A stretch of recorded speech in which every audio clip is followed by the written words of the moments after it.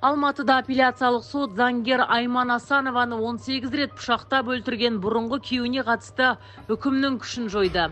Талғат Нұртаев заңгердің өліміне кінәлі деп танылып, 1,5 жылға сотталған еді. Алайда тергеу изоляторындағы әр күні 2 күнге теңестірілгендіктен Нұртаев 9 ай ғана жазасын өтейді. Даулы іске қатысты сот үкімі қоғамда наразылық туғызған болатын.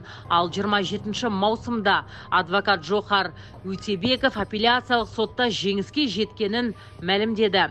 Танымал қазақстандық адвокат Жохар Өтебеков алматылық заңгер Айман Асанованың өліміне қатысты ақпаратты жариялаған болатын. Қорғаушының желіге салған бейне жазбасынан марқұмның бұрынғы күйеуі Талғат Нұртаевтың оған пышақ жарақатын салған сәтін көруге болады. Өтебеков бұл іске қатысты сотқа қарсы апелляциялық шағым түсірген. Внимание, ответственно Алма, абонент Алма.